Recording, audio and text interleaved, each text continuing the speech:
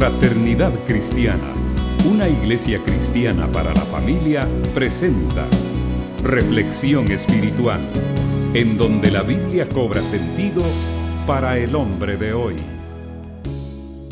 Estaba revisando hace varios meses un libro que conseguí en una librería allá en Argentina.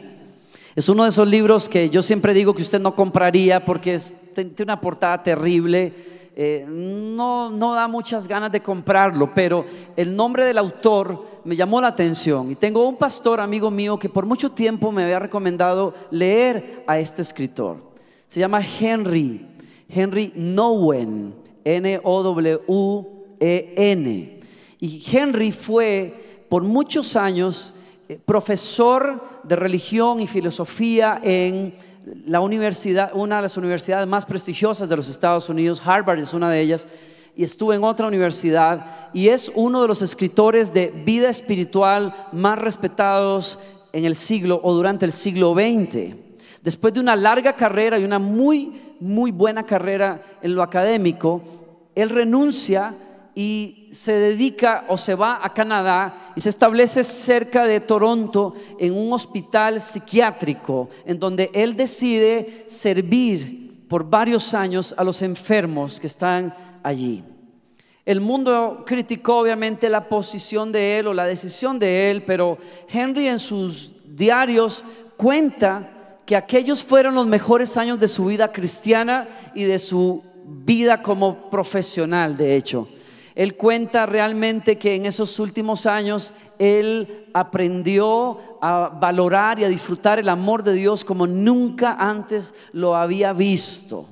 Él habla mucho de un jovencito de 14 años que no podía hacer nada por sí mismo, que tenía una severa limitación mental o discapacidad, y además físicamente estaba discapacitado. Henry fue la persona que cuidó de este chico por mucho tiempo. Le sirvió, lo alimentó, lo bañó. Y en sus diarios Henry dice: yo aprendí el amor de Dios y lo que significa atendiendo a Sammy, un chico que ni siquiera podía darme las gracias por lo que yo estaba haciendo por él, pero aprendí el poder del amor de Dios, que ha venido a darnos lo mejor que tenía cuando nosotros no podíamos pagar nada en regreso. Ese es el amor del Señor. Y él dedica esos años a trabajar en ese lugar. Escribe un libro que se llama Con manos abiertas. Con manos abiertas. Y es un libro sobre vida espiritual y oración. Y yo les quiero compartir a ustedes algunos pensamientos que encontré en ese libro. Él dice: orar no es asunto fácil.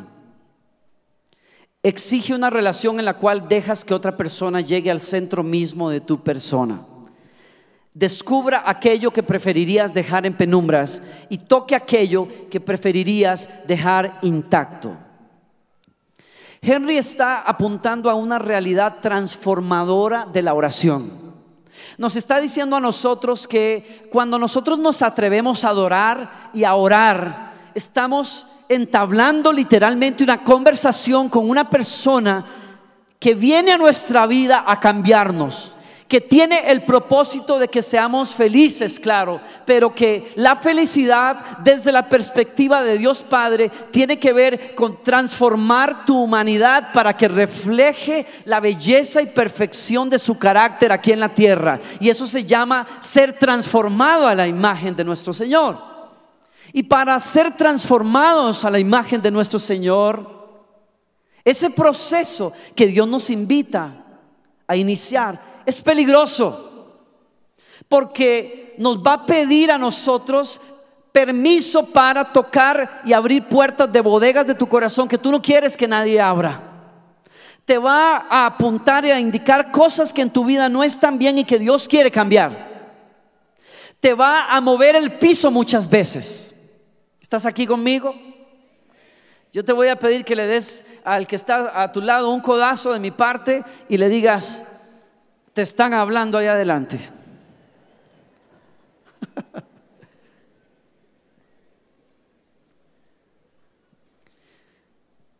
Yo quiero ayudarte a salir de la idea, si es que estás ahí, de que cuando uno viene a la iglesia, uno viene simplemente a cantar canciones románticas y luego que uno quizás llora un poquito porque se conmueve, se va para la casa y todo sigue igual.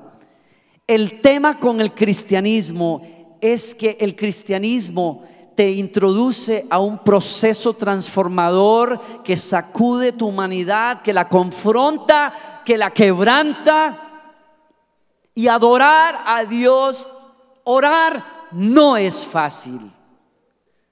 Y ante este mensaje y ante esta realidad, muchos de nosotros tendemos a decir: bueno, Señor, está muy bonito, pero mejor déjame como estoy. Muchos de nosotros nos hemos acercado a Dios en algún momento, y hablo por lo menos por mí. Nos hemos acercado a Dios queriendo orar, pero con las manos cerradas, queriendo ser cambiados, pero no tanto, queriendo conversar con Dios, pero queriendo solo escuchar lo que yo quiero escuchar y no necesariamente lo que Dios tiene que decirme. Y muchas veces, precisamente porque orar es peligroso en ese sentido, o es amenazante, tendemos a cerrar los brazos. Y yo me he dado cuenta, por lo menos en mi vida, que muchas veces, en muchos momentos de mi vida, yo he estado caminando en mi vida espiritual con brazos cerrados, manos cruzadas, puños cerrados, queriendo recibir de Dios, pero sin poder recibir de Dios porque no tengo la disposición para hacerlo y tampoco soy consciente de ello. Yo les quiero compartir a ustedes en este rato 4 razones que yo encontré en mi vida y espero que te sirvan a ti. 4 cosas, 4 aspectos, 4 razones por las cuales muchas veces nosotros caminamos con Dios con las manos cerradas. Mi intención es realmente que te puedas liberar, que abras esas manos para que puedas disfrutar lo que es la oración, puedas disfrutar lo que es la vida cristiana. Número 1, cerramos las manos muchas veces porque es más seguro. Es más seguro aferrarnos a un pasado que nosotros conocemos que a un futuro que Dios nos está llamando a vivir. A veces es más seguro, o creemos que es más seguro, mantenernos nosotros en control de lo que por lo menos conocemos. Yo de adolescente, después de vivir en una familia muy quebrantada, cuando mis padres se separaron, quedamos muy dolidos, con una sensación de soledad y de rechazo tremenda. Yo puedo recordar que la soledad se vuelve una amiga muy especial para mí, que los sentimientos de tristeza, aunque son incómodos al principio, cuando tú los dejas entrar una y otra vez, se vuelven hasta casi como una droga. No puedes vivir casi sin ellos. Me he encontrado en mi camino a personas que me han conversado y me han dicho que se sienten exactamente así. Y cuando tú los invitas a creer que el Señor les quiere liberar de eso, no lo quieren creer o no lo pueden creer porque lo único que conocen es eso. Me pasaba a mí y yo lo disfrutaba tanto, suena un poco extraño, pero en las tardes melancólicas de Costa Rica, en que llovía a cántaros durante semanas y meses, a veces yo me traía un cassette, en ese entonces cassette, para ustedes que no saben lo que es eso, búsquenlo en el diccionario, y me ponía un cassette de los Carpenters. Los que no saben lo que es eso, busquen en Wikipedia o Pedia. Un tremendo grupo vocal increíble, maravilloso, y me ponía esas canciones melancólicas de ellos. Bueno, tengo que hacer la confesión completa. Yo era un fan de Mocedades. Algunos no saben quién es Mocedades, pero ese famoso grupo español que recorrió el globo entero con la canción Eres tú. Búsquenlo también en el internet. Los chicos que están escuchándome no saben de qué estoy hablando. Yo me estaba dando cuenta, Pastor Jorge, que yo era un fan de ese grupo, pero todas las canciones eran trágicas. Revisar la letra, la pobre secretaria que está enamorada del jefe que nunca le da bola. En fin, o sea, una cosa, y si vuelves, trae contigo la verdad y no sé qué con la mirada, y en fin, porque si no, te voy a partir la cara. No, eso no lo decía, pero bueno. A veces nos aferramos a lo único que conocemos, aunque no es tan bueno. Cuenta Henry que introducían una vez a una mujer que estaba fuera de sí al hospital y 3 y 4 hombres tenían que sostenerla porque su fuerza era enorme. Cuando lograron controlarla, ella todavía sostenía su puño aferrado al pecho, y cuando lograron abrir el puño encontraron una moneda. Era toda su vida, dice Henry en su libro, era como si toda su vida se cifrara en esa moneda, y al soltarla ella perdiera hasta su propia identidad o el último rasgo de razón que le quedaba en el mundo, y no quería soltarla.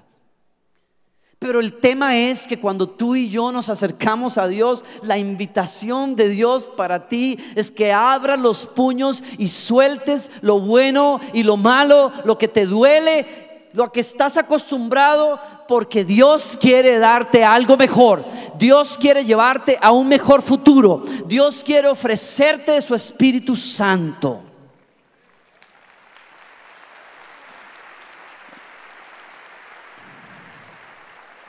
La segunda razón por la que creo que cerramos los puños cuando estamos frente a Dios es porque muchas veces estamos disgustados con alguien. Muchas veces estamos resentidos. Muchas veces hemos sostenido la ofensa que alguien nos hizo. Muchas veces estamos realmente irritados porque un amigo, una persona nos faltó, una persona nos traicionó. Y un resentimiento produce que cuando tú te acerques a Dios, aunque tú digas con tus labios yo quiero recibir de ti, tú estés así. Yo estaba cantando, como ustedes lo hacían hace un rato, en una reunión en mi iglesia en Oasis de Esperanza en Costa Rica hace muchos años. Recién llegaba de un viaje de ministrar y me senté por ahí a adorar al Señor el domingo, pero yo no sentí nada. Yo sentía que la cosa estaba mal. Me le quedé mirando al director de alabanza y dije: Señor, dale más unción porque el pobre está mal. Pobrecito, hay que orar por él. Lo curioso fue que cuando yo volteé a ver cómo estaba toda la gente, todo el mundo estaba perdido, adorando a Dios, disfrutando la presencia de Dios, solo yo no. Y algo me dijo: yo creo que alguien tiene un problema aquí, y no es el director de alabanza. Y la verdad es que tuve que decirle al Señor: pues sí, la verdad es que sí, estoy enojado con ese tipo que está ahí arriba. Si tú me preguntaras a mí, yo lo bajo, la verdad. Había pasado algo entre nosotros, era una amistad que realmente yo había perdido, y no me gustaba algunas cosas que había hecho.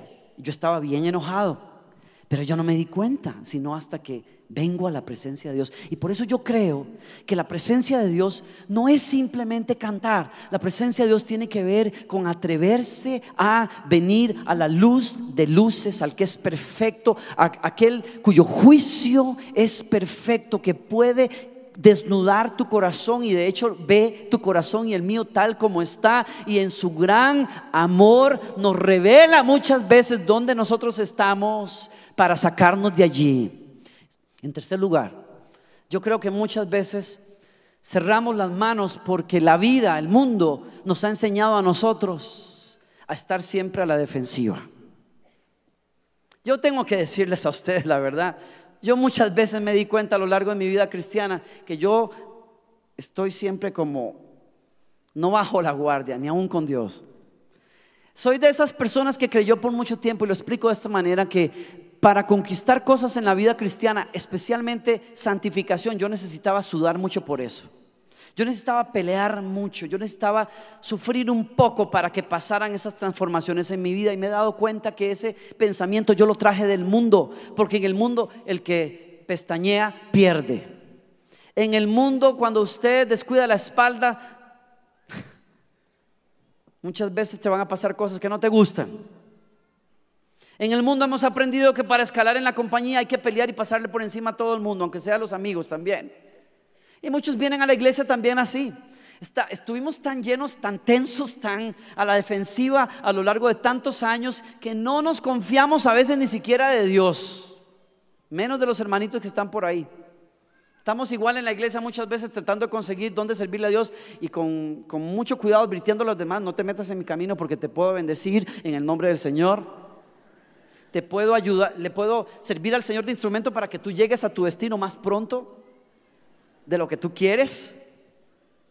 Estamos siempre como a la defensiva. Yo cuento la historia y recuerdo la historia de Jacob, porque Jacob era un muchacho, un hombre ya que necesitaba ser cambiado, pero no sabía cómo. Siempre había peleado, siempre había mentido, siempre había arrebatado las cosas.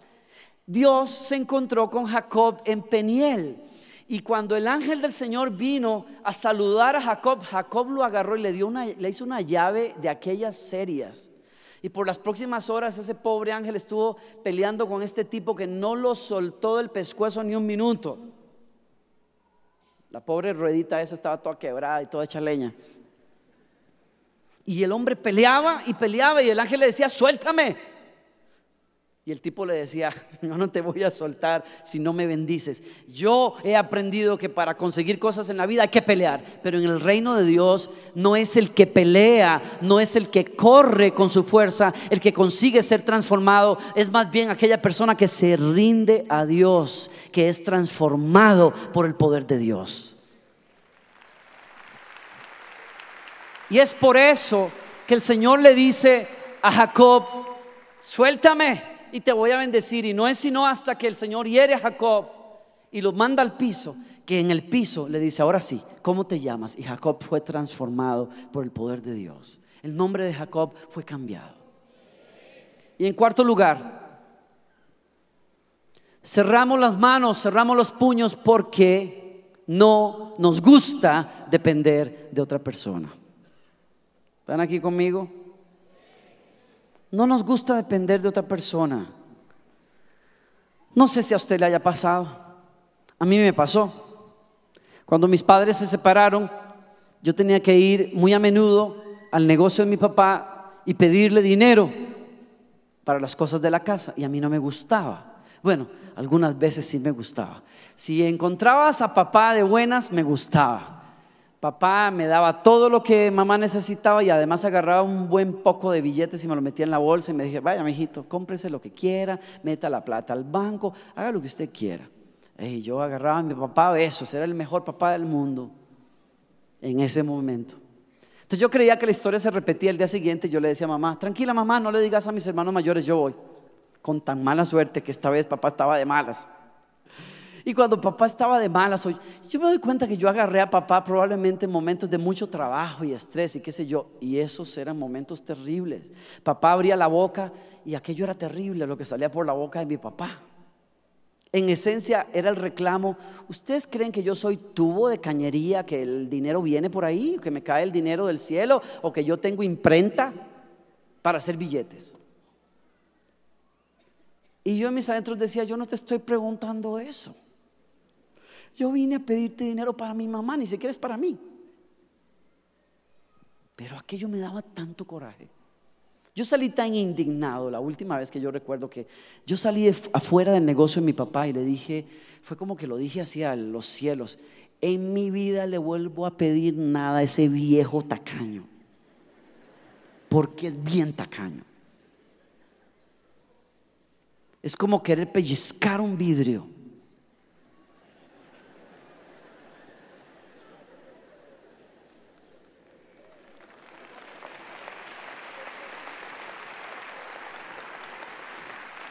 Y mira, esa confesión debe quedarse entre nosotros, ¿ok?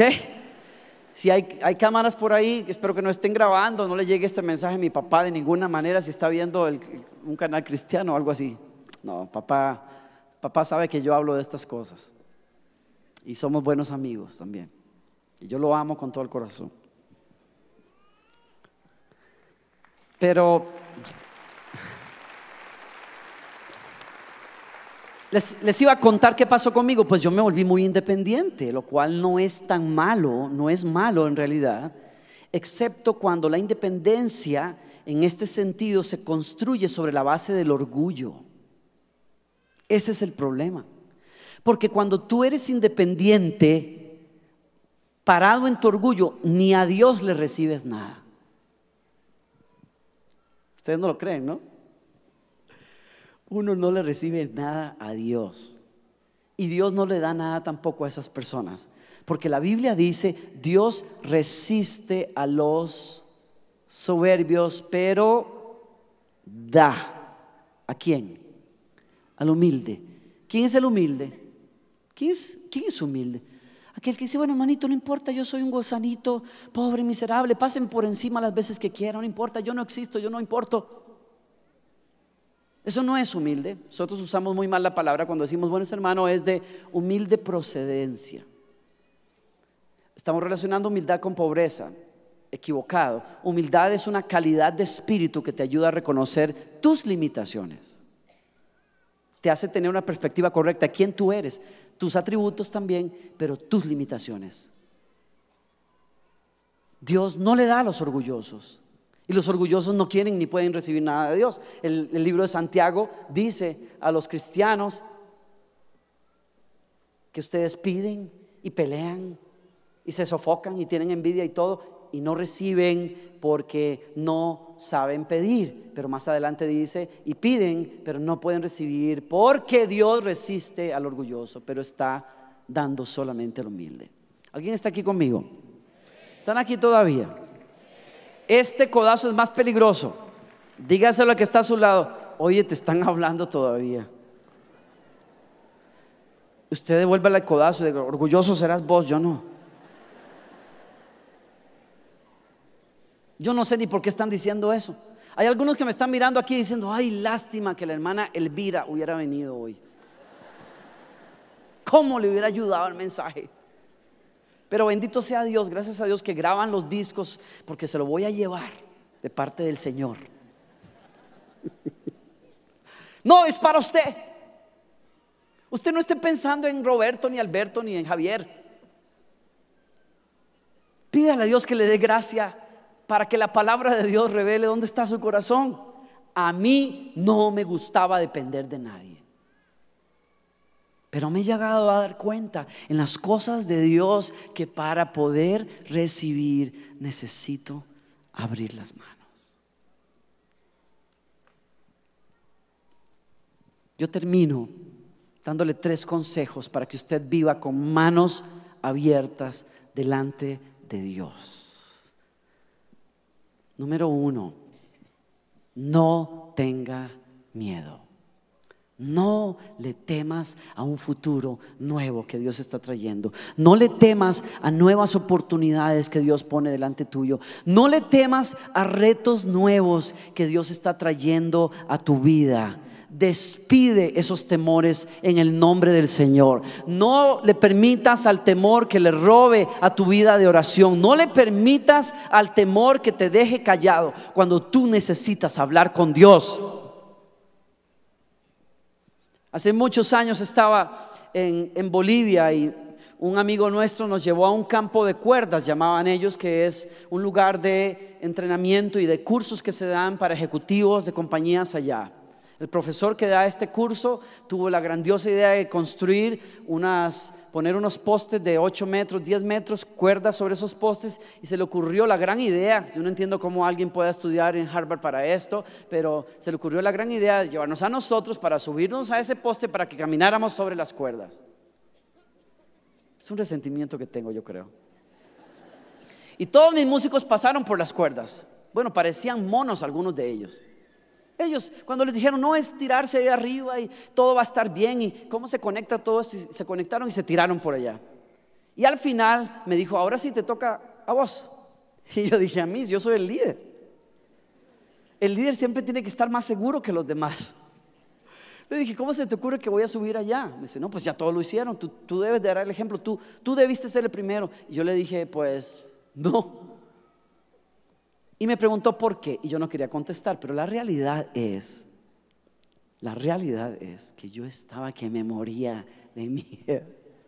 Y entonces este señor me dice, yo sé lo que te está pasando. Y yo, ¿qué? Que tienes miedo, ¿verdad? Y le dije, no, miedo a tu abuela, yo no. Y me dijo, yo te he demostrado que la técnica funciona. En 10 años nadie jamás ha sufrido un accidente en este lugar. Nadie, porque la técnica está comprobada. Si tú sigues lo que yo te dije, a ti no te va a pasar nada. Dije, qué bonito suena la prédica.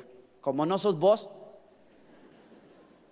Para hacer la historia corta, me dijo, yo subo con vos. Subí. Me dijo, tranquilo que yo voy a estar al lado tuyo. Van a creer ustedes que el sinvergüenza se quedó abajo. Yo subo y volteo a ver dónde está. Está abajo. Yo estoy respirando así que ni podía ya del terror que yo tenía de estar a esa altura. Yo sudaba, transpiraba como usted no tiene idea. Y finalmente dije, pues ¿qué hago? Devolverme tampoco es algo terrible. Imagínense que la forma de terminar la prueba era lanzándose de la cuerda. Y dije, pues bueno, ya ni modo, mejor me lanzo por la cuerda que tratar de bajar esta cosa. Y me puse de pie y crucé ese tronco, esa cuerda. Y lo hice por algo que este hombre me dijo. Me dijo, hay terroristas internos que te han dicho que no puedes y les has creído. Pero el Señor te dice, no temas, yo estoy contigo.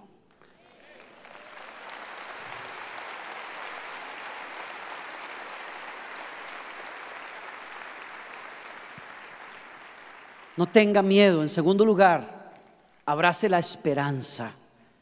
Henry Nouwen dice en su libro, aquel que ora, ora porque tiene esperanza. Y si no tienes esperanza, tú no puedes orar. Porque abrir el diálogo con Dios implica que tú estás esperando ser beneficiado por ese maravilloso Señor.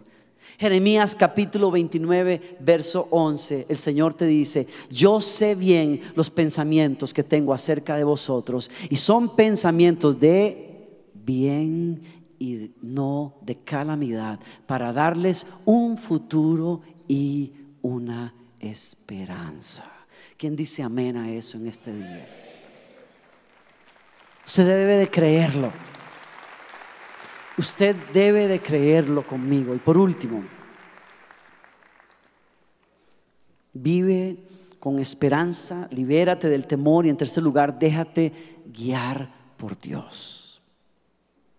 Comparto un pensamiento más. Puedes dejarte guiar sin saber hacia dónde. Solamente sabes que la libertad que te trajo el aliento de Dios a tu vida te llevará a una nueva vida, aun cuando la cruz sea la única señal que puedas ver. Pero para aquel que ora, hasta esa señal habrá perdido su carácter temeroso. Pedro le decía al Señor, te amo, pero no te sigo hasta la cruz. Pero cuando Jesús lo confronta en Juan 21, Jesús le dice a Pedro, tú no puedes llegar como estás. Tú has vivido toda tu vida conducido por tu ego, pero a partir de ahora vas a aprender a que otro te ciña y tú extiendas las manos y otro te guíe a donde tú no puedes llegar solo. Esperamos que logre poner en práctica este mensaje de edificación y bendición para su vida. Comuníquese con nosotros al PBX 502-2243-2243 o escríbanos a nuestro correo electrónico info@frater.org o visítenos en nuestra página de internet www.frater.org, Ciudad de Guatemala.